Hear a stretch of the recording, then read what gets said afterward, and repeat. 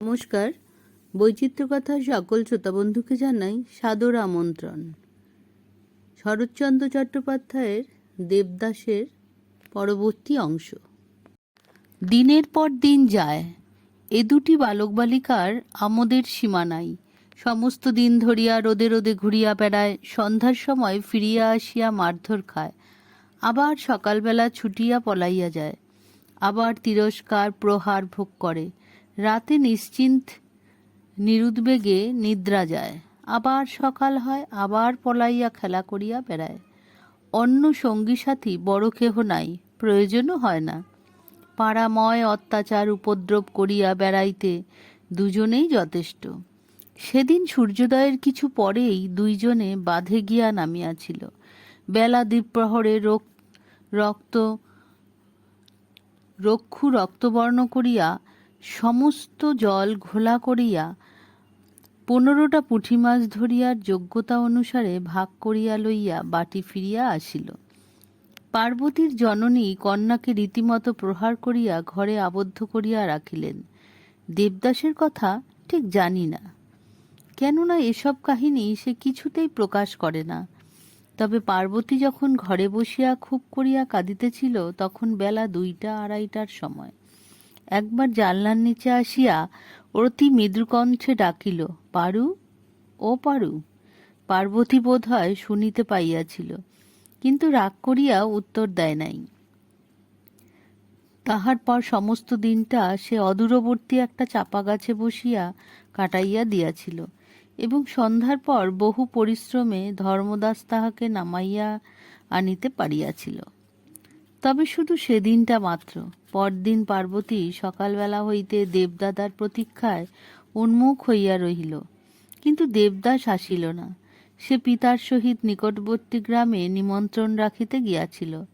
দেবদাস যখন আসিল না, পার্বতী তখন ক্ষুণ্ণ মনে একাকী বাটির বাহির হইয়া পড়িল।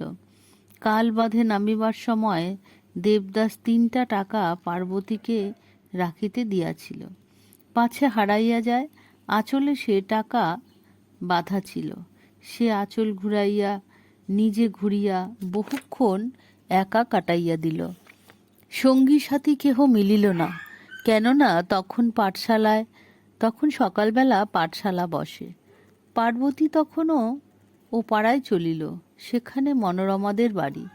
মনোরমা পাঠশালা পড়ে, বয়সে কিছু বড়, কিন্তু পারুর বন্ধু। অনেকদিন দেখাশোনা হয় নাই। আজ সময় হইয়া পার্বতী ওপাড়ায় তাহাদের বাটিতে প্রবেশ করিয়া ডাকিল, মন, বাড়ি আছিস? মনোরমার পিসিমা বাহিরে আসিলেন। পারু? হ্যাঁ। মন কোথায় পিসিমা? সে তো পাঠশালায় গেছে, তুমি যাওনি? আমি পাঠশালায় যাইনি, দেবদাও যায় না। মনোরমার পিসিমা তা হাসিয়া কহিলেন, তবে তো ভালো, তুমিও যাও না, দেবদাদাও যায় না। না, আমরা কেউ যাইনে, সে ভালো কথা, কিন্তু মনও পাঠশালায় গেছে। পিসিমা বসিতে বলিলেন, কিন্তু পার্বতী ফিরিয়া আসিল। পথে রসিকপালের দোকানের কাছে 3জন বৈষ্ণবী রসকলি করিয়া খঞ্জনি হাতে ভিক্ষায় চলিয়াছিল। পার্বতী তাহাদিগকে ডাকিয়া বলিল, ও বৈষ্ণবী, তোমরা গান করতে জানো? একজন ফিরিয়া চাহিল, জানি বই কি বাছা, তবে গাও না। তখন 3জনেই ফিরিয়া দাঁড়াইল। একজন কহিল, অমনি কি গান হয় মা, ভিক্ষে দিতে হয়, চলো তোমাদের বাড়ি গিয়ে গাবো। না, এইখানে গাও, পয়সা দিতে হয় যে মা। পার্বতী আঁচল দেখাইয়া কহিল, পয়সা নেই, টাকা আছে। আঁচলে বাঁধা টাকা দেখিয়া তাহারা দোকান হইতে একটু দূরে গিয়া বসিল। তাহার পর খঞ্জনি বাজাইয়া 3জনে গলা মেলাইয়া গান ধরিল। কি গান হইল, কি তাহার অর্থ পার্বতী কিছুই বুঝিল না। ইচ্ছে করিলেও হয়তো বুঝিতে পারিত না।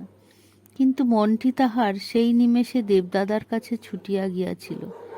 গান শেষ করিয়া তাহারা কহিল, কই, কি ভিক্ষা দেবে, দাও তো মা। পার্বতী আঁচলের গ্রন্থি খুলিয়া টাকা 3টা তাহাদের হাতে দিল। 3জনেই অবাক হইয়া তাহার মুখপানে কিছুক্ষণ চাহিয়া রইল। একজন বলিল, কার টাকা বাছা? দেবদাদার। সে তোমাকে মারবে না? পার্বতী একটু ভাবিয়া কহিল, না। একজন কহিল, বেঁচে থাকো মা। পার্বতী হাসিয়া কহিল, তোমাদের 3জনের বেশ ভাগে মিলেছে না গো? 3জনেই মাথা নাড়িয়া বলিল, তা মিলেছে। রাধারানী তোমার ভালো করুন বলিয়া তাহারা আন্তরিক আশীর্বাদ করিয়া গেল, যেন এই দানশীলা ছোট মেয়েটি শাস্তি ভোগ না করে। পার্বতী সেদিন সকাল সকাল বাড়ি ফিরিয়া আসিল। পরদিন সকালবেলায় দেবদাসের সহিত তার দেখা হইল। তার হাতে একটা লাটাই, তবে ঘুড়ি নাই, সেইটা কিনিতে হইবে। পার্বতীকে কাছে পাইয়া বলিল, পারু, টাকা দে। পার্বতীর মুখ শুকাইল, বলিল, টাকা নেই। কি হলো? বষ্টমীদের দিয়ে দিয়েছি, তারা গান গেয়েছিল। সব দিয়ে দিয়েছিস? সব। 3 টাকা তো ছিল। দূর গাধা, সব বুঝি দিতে হয়? বাহ, তারা যে 3 জন ছিল। 3 টাকা না দিলে 3 জনের ভাগে কি মেলে? দেবদাস গম্ভীর হইয়া বলিল, আমি তাহলে 2 টাকা দিতুম বলিয়া সে লাটাইয়ের বাট দিয়া মাটির উপর আঁচড় কাটিয়া কহিল, তাহলে তারা 10 আনা 13 গন্ডা 1 গড়া 1 ক্রান্তি করে ভাগে পেত। পার্বতী ভাবিয়া কহিল, তারা কি তোমার মতো আগ কষতে জানে? দেবদাস মন কষা পর্যন্ত পড়িয়াছিল। পার্বতীর কথায় খুশি হইয়া কহিল, তা বটে। পার্বতী দেবদাসের হাত ধরিয়া বলিল, আমি ভেবেছিলুম তুমি আমাকে মারবে দেবতা। দেবদাস বিস্মিত হইল, মারব কেন? বষ্টমীরা বলেছিল তুমি আমাকে মারবে। কথা শুনিয়া দেবদাস মহা খুশি হইয়া পার্বতীর কাঁধের উপর ভর দিয়া কহিল, দূর, না দোষ করলে কি আমি মারি? দেবদাস বোধ হয় মনে করিতেছিল যে পার্বতী এ কাজটা তাহার পিনাল কোডের ভিতরে পড়ে না, কেননা 3 টাকা 3 জনে বেশ ভাগ করিয়া লইতে পারিয়াছে। বিশেষত যে বষ্টমীরা পাঠশালায় মন কষা পর্যন্ত পড়ে নাই, তাহাদিগকে 3 টাকার বদলে 2 টাকা দিলে তাহাদের প্রতি কতকটা অত্যাচার করা হইত। তাহার পর সে পার্বতীর হাত ধরিয়া ঘুড়ি কিনিবার জন্য ছোট বাজারের দিকে চলিল। লাটাইটা সেখানেই একটা ঝোপের মধ্যে লুকাইয়া রাখিয়া দিল। এমনি করিয়া 1 বৎসর কাটিল বটে, কিন্তু আর কাটিতে চাহে না। দেবদাসের জননী বড় গোলযোগ করিয়া বলিলেন, স্বামীকে ডাকিয়া বলিলেন, দেবা যে মুখ্য চাষা হয়ে গেল, একটা যা হয় উপায় করো। তিনি ভাবিয়া বলিলেন, দেবা কলকাতায় যাক, নগেনের বাসায় থেকে বেশ পড়াশোনা করতে পারবে। নগেনবাবু সম্পর্কে দেবদাসের মাতুল হইতেন। কথাটা সবাই শুনিল। পার্বতী শুনিয়া ভীত হইয়া উঠিল। দেবদাসকে একা পাইয়া তাহার হাত ধরিয়া ঝুলিতে ঝুলিতে বলিল, দেবদা, তুমি বুঝি কলকাতায় যাবে? কে বললে? জ্যাঠামশাই বলেছেন। ধুর, আমি কিছুতেই যাব না। আর যদি জোর করে পাঠিয়ে দেন? জোর? দেবদাস এই সময় এমন একটা মুখের ভার কহিল, যাহাতে পার্বতী বেশ বুঝিল যে জোর করিয়া কোনো কাজ তাহাকে দিয়া করাইবার জন্য এ পৃথিবীতে কেহ নাই। সেও তাহাই চায়। অতএব নিরতিশয় আনন্দ আর একবার তাহার হাত ধরিয়া আর একবার ঝুলিয়া এপাশ ওপাশ করিয়া মুখপানে চাহিয়া হাসিয়া কহিল, দেখো, যেন যেও না দেবদা, কখনো না। এ প্রতিজ্ঞা কিন্তু তাহার রহিল না। তাহার পিতা রীতিমতো বকাঝকা করিয়া, এমনকি তিরস্কার ও প্রহার করিয়া ধর্মদাসকে সঙ্গে দিয়া তাহাকে কলিকাতায় পাঠাইয়া দিলেন। যাইবার দিন দেবদাস মনের মধ্যে বড় ক্লেশ অনুভব করিল। নতুন স্থানে যাইতেছে বলিয়া তাহার কিছুমাত্র কৌতূহল বা আনন্দ হইল না। পার্বতী সেদিন তাহাকে কিছুতেই ছাড়িতে চাহে না। কত কান্নাকাটি করিল, কিন্তু কে তাহার কথা শুনিবে? প্রথমে অভিমানে কিছুক্ষণ দেবদাসের সহিত কথা কহিল না, কিন্তু শেষে যখন দেবদাস ডাকিয়া কহিল, পারু, আবার শিগগির আসব, যদি না পাঠিয়ে দেয় তো পালিয়ে আসব, তখন পার্বতী প্রকৃতিস্থ হইয়া নিজের ক্ষুদ্র হৃদয়ের অনেক কথা শুনাইল। তাহার পর সে ঘোড়ার গাড়ি চড়িয়া, পোর্টমান্টো লইয়া, জননীর আশীর্বাদ, চক্ষের জল শেষ বিন্দুটি কপালে টিপের মতো পড়িয়া দেবদাস চলিয়া গেল।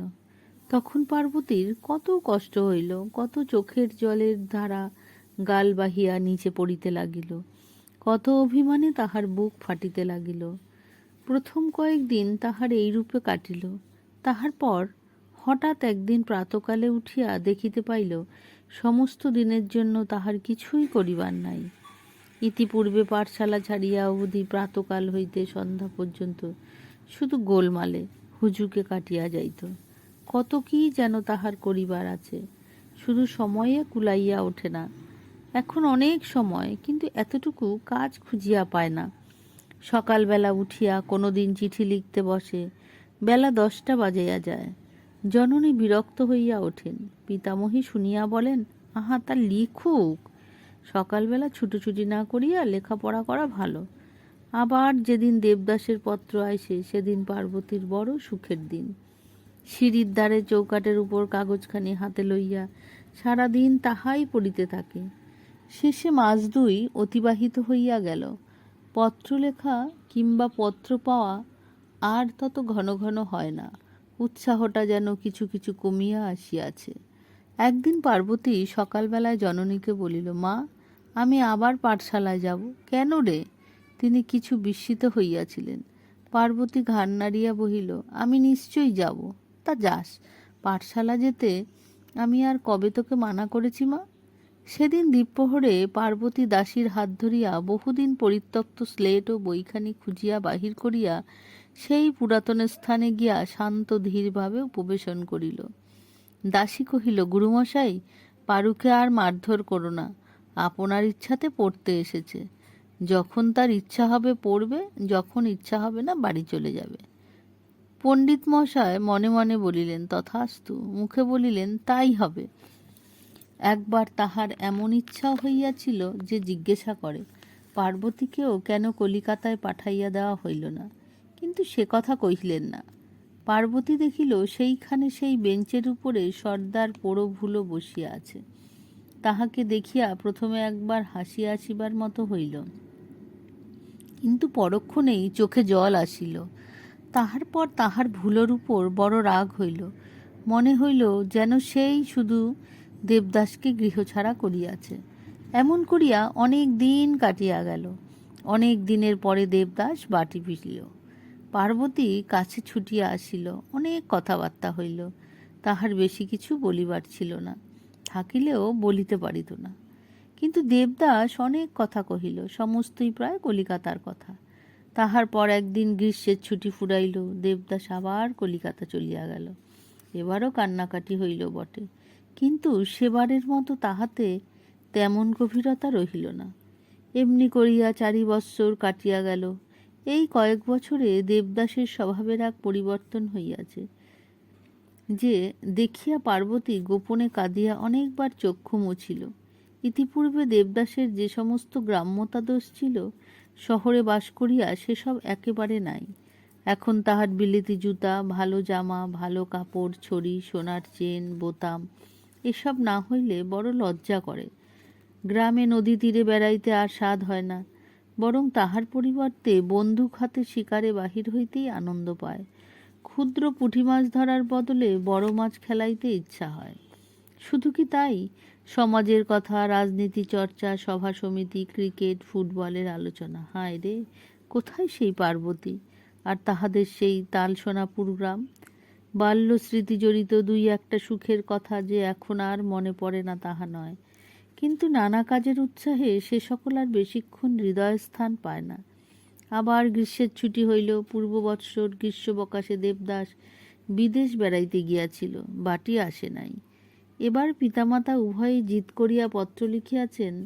তাই ইচ্ছা না থাকিলেও দেবদাস বিছানাপত্র বাঁধিয়া তালসোনাপুর গ্রামের জন্য হাওড়া স্টেশনে আসিয়া উপস্থিত হইল। যেদিন সে বাটি আসিল সেদিন তাহার শরীর ভালো ছিল না, তাই বাহির হইতে পারিল না। পরদিন পার্বতীদের বাটিতে আসিয়া ডাকিল, খুড়িমা। পার্বতীর জননী আদর করিয়া ডাকিলেন, এসো বাবা, বসো। খুড়িমার সহিত কিছুক্ষণ কথাবার্তার পর দেবদাস জিজ্ঞাসা করিল, পারু কোথায় খুড়িমা? ওই বুঝি ওপরের ঘরে আছে। দেবদাস উপরে আসিয়া দেখিল পার্বতী সন্ধ্যাদীপ জ্বালিতেছে। ডাকিল, পারু। প্রথমে পার্বতী চমকিত হইয়া উঠিল, তারপর প্রণাম করিয়া সরিয়া দাঁড়াইল। কি হচ্ছে পারু? সে কথা আর বলিবার প্রয়োজন নাই, তাই পার্বতী চুপ করিয়া রহিল। তারপর দেবদাসেরও লজ্জা করিতে লাগিল। কহিল, যাই, সন্ধ্যা হয়ে গেল, শরীরটা ভালো নয়। দেবদাস চলিয়া গেল।